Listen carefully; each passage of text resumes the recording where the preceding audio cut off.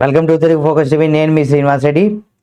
America అధ్యక్షుడిగా ఎప్పుడైతే Trump బాధ్యతలు స్వీకరించాడో ఆ తర్వాత నుండి ఎలన్ మస్క్ కుమార్తె ఆందోళన చెందింది. అలాగే సంచలనమైనటువంటి వ్యాఖ్యలు కూడా చేసింది.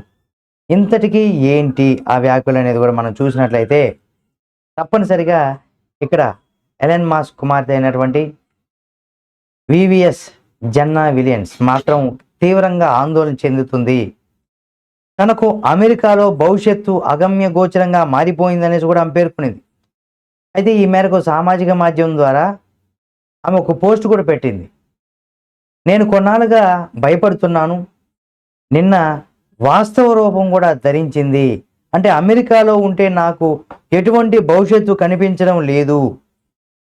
అతడు ట్రంప్ అంటే 4 ఏళ్ళ అధ్యక్షుడిగా ఉండనున్నటువంటి అతడు లింగ మార్పిడి వ్యతిరేక నిబంధనలు ఒక్కసారిగా అమల్లోకి రాకపోయినా వాటిని కావాలనే ఓటేసిన వారు అంత తొందరగా మారరు కదా అనేసి కూడా ఆవేదన పూరితమైనటువంటి పోస్టును కూడా ఆమె పెట్టడం జరిగింది. ఆమె అమెరికా వీడుతున్నట్టుగా కూడా పోస్టు గురించి తెలుసుకున్నటువంటి మాస్క్ కూడా ఎక్స్లో స్పందించారు. నా కుమారుడిని ఓక్ మైండ్ సెట్ చంపేసిందని, అలాగే మరోసారి ఇక్కడ అంటే మరొకసారి అతను చెప్పుకొచ్చారు. దీనిపైన జన్నా స్పందిస్తూ తన తండ్రి ట్వీట్ చేసిన దాన్ని స్క్రీన్ షాట్ చేసి ఆమె పోస్ట్ చేసింది. మళ్ళీ ఇంకా నా బిడ్డకు ఏదో సోకింది, నన్ను నా బిడ్డను ద్వేషించడానికి అది కారణం అంటూ కూడా మరో పాత కథలే చెప్పచ్చు, వాటిని పట్టించుకోవద్దు, ఏ రకంగా చూసినా సరే నేను బాధితురాలును అని రాసుకొచ్చింది.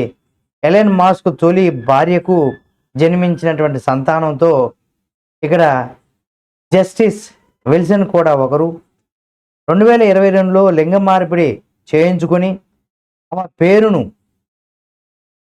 వివిఎమ్స్ జన్నా విలియమ్స్గా కూడా మార్చుకుంది. మాస్క్కు ఇది ఏమాత్రం ఇష్టం లేదు. దీంతో ఆమె తన తండ్రికి దూరంగా ఉంటుంది. జన్నాకు కమ్యూనిస్టు భావాలు ఎక్కువగా ఉన్నాయి కాబట్టి డబ్బులున్న వాళ్ళందరూ కూడా చెడ్డవాళ్ళని కూడా భావిస్తుంది.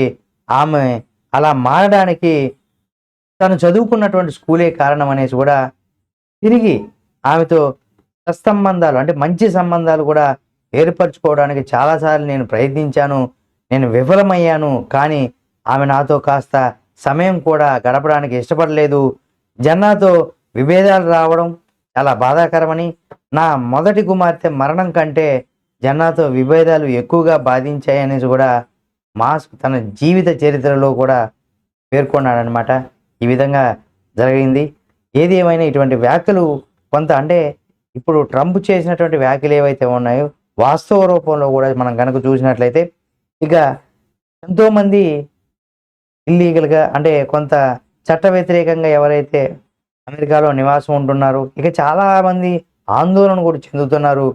చూద్దాం మరి ట్రంప్ ఎటువంటి నిర్ణయాలు తీసుకుంటారు, అక్కడ ఉన్నటువంటి ఇతర దేశస్తులు వారికి ఎటువంటి ఇవి చేస్తారు, వారికి భవిష్యత్తు అగమ్య గోచరం చేస్తారా, లేకపోతే ఏ విధంగా ఉండబోతుంది అనేది కూడా చూద్దాం. ఈ వీడియో మీకు నచ్చితే లైక్ చేయండి. ఈ వీడియో పైన మీ అభిప్రాయాన్ని కామెంట్ రూపంలో తెలియజేయండి. మరిన్ని వీడియోల కోసం నా Telugu focus TV channel subscribe చేసుకుని పక్కనే ఉన్న బెల్ బటన్ ఒకటి మాత్రం మర్చిపోకండి.